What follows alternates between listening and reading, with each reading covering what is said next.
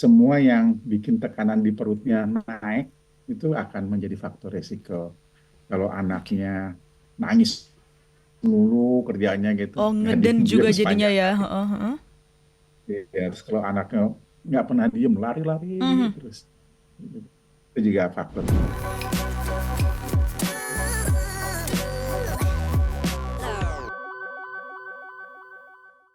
Faktor resiko hernia pada anak apa saja sih? Nah, kalau ngomong faktor resiko, Mhm, sebetulnya kan itu saluran itu sudah ada ya, mhm, sisa dari mulai awal dia mhm, lahir harusnya nutup saluran dari perut ke kantong kemaluan tetap ada. mhm. Jadi semua yang bikin tekanan di perutnya naik itu akan menjadi faktor resiko. Kalau Oke. anaknya nangis mulu kerjanya gitu, Oh, nggak ngeden juga diem jadinya sepanjang ya. hari. Heeh, heeh. Ya, terus kalau anaknya nggak pernah diem, lari-lari Mhm, terus, itu juga faktor. Tapi bukan berarti anak itu nggak boleh lari-lari, anak itu harus mhm. normal, harus lari. Tapi ya hernianya aja yang diobatin. Tapi ada hal-hal lain seperti kalau anaknya asma, sakit apa pernapasan, batuk-batuk, selalu batuk gitu ya, asma, itu juga bisa membuat hernia itu lebih mudah muncul gitu, lebih cepat muncul daripada seharusnya, daripada kalau tidak ada penyakit itu gitu. Kenapa itu, Dok? Karena tekanan di dalam perutnya jadi naik. Kalau dia batuk-batuk kan Oh, keangkat tekanan jadinya di dalam ya? perutnya naik. Iya, Ah, oke. Berarti ini juga tadi ada dari sahabat Sonora juga yang bertanya, apakah ketika seorang anak ini banyak beraktivitas jadi pemicu juga kambuhnya hernia seperti itu? Berarti jawabannya adalah bisa juga ya, Dok ya? iya. Kalau sudah dioperasi, saya nggak boleh kambuh walaupun anaknya lari. Kalau nggak buat apa dioperasi dong? Udah dioperasi masih nggak boleh lari, lari dong. Dimarahin nanti saya sama anak-anak itu. Boleh, boleh lari-lari kalau kalau sudah dioperasi sih, Kalau gitu sudah ya. Anak dioperasi. tuh harus Mhm. normal, harus tumbuh ya, harus senang, harus lari-lari gitu. Tapi sebenarnya untuk anak yang sudah menderita hernia seperti itu, apakah ada kegiatan yang sebenarnya ini boleh, ini nggak boleh? Ada nggak sih, Dok? Nggak ada. Nggak ada batasannya. Kalau dia sudah diobati, dioperasi, dia seperti anak normal aja, seperti biasa lagi. Ah, oke. Ini karena tadi berbicara juga boleh atau tidak boleh, kemudian juga tadi ada pemeriksaan dan juga operasi seperti itu ya. Untuk penyakit hernia pada anak ini sebenarnya tes ataupun pemeriksaan seperti apa, Dok, yang perlu dijalankan oleh si pasien ini?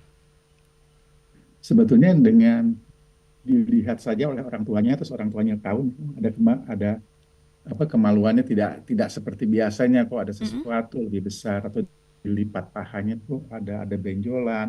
Itu saya sudah tahu, dibawa ke dokter, dokter pegang pakai tangan pun sudah tahu. mhm. Cuman ada keadaan di mana biasanya kalau kadang-kadang kan nonjol ya kemaluan ini membesar gitu. Ya. Begitu sampai baru di rumah sakit atau dilihat sama dokternya nggak ada, kok nggak ada sekarang, masuk lagi ke dalam gitu. Nah itu dokternya bisa meriksa gitu dengan pemeriksaan dengan tangannya, lalu digerak-gerakkan di sekitar situ nanti akan teraba salurannya itu. Tetap Kalau dokternya tidak yakin mhm, masih boleh di USG, tapi umumnya sih biasanya ketahuan gitu, tetap nggak bisa nggak sampai. kedetek juga meskipun udah masuk lagi ya, Dok ya? Bisa, bisa terdetek. Walaupun sudah masuk dengan menggerakkan tangan di antara di dekat kemaluan ini kita bisa raba salurannya. Kalau dokter sering periksa akan Mhm, tahu, oh ini ada salurannya. Nah, kalau dokter masih tidak yakin juga masih boleh di USG gitu. mhm, mhm. Ah, oke. Ini berarti pertama adalah dilakukan screening dulu seperti itu ya, baru nanti ada tahapan lanjutannya yang perlu dilakukan juga untuk pasien ini. Kalau untuk diagnosis seperti itu saja sisa. Jadi dari riwayat orang tuanya, lalu dengan pemeriksaan dengan jari tadi, Mhm, kalau masih tidak yakin di USG. Nah, lagi dengan pemeriksaan mau operasi. Kalau dioperasi kan mau diperiksa harus kita tahu paru-parunya benar. berfungsi dengan baik, tidak darahnya cukup apa enggak, ada COVID-nya apa enggak. Karena masuk kamar operasi harus nggak punya penyakit Mhm, COVID. Gitu. mhm. Oke, Dok, ini sejauh ini yang datang ke dokter SAS untuk anak-anak yang kena ataupun sudah menderita penyakit hernia apakah cukup banyak, Dok? Banyak penyakit termasuk operasi yang rutin dikerjakan atau hernia itu. Cukup banyak Jadi juga ya. Iya. Itu ketika datang, ke tempat dokter SAS, apakah memang ini sudah dari awal, sudah ada penanganan dari awal, atau sebenarnya mungkin ada orang tua yang nggak sadar nih kalau anaknya kena hernia. Jadi mungkin tadi seperti disampaikan oleh dokter SAS, anaknya sampai merah seperti itu di bagian lipatannya baru datang ke dokter. Ini biasa yang seperti apa sih yang sudah datang ke dokter SAS ini? Nah, ada dua nih sisa. Biasanya yang merah seperti tadi itu agak jarang. Tapi Hmm, biasanya yang ada hernia itu biasanya itulah yang lebih sering kepada kami datang gitu. mhm. Umumnya datangnya ke dokter anak dulu. Kadang-kadang ibu-ibu, bapak-bapak tuh jarang bawa bawa anaknya ke dokter bedah, takut. Takut karena namanya udah bedah ya, Dok?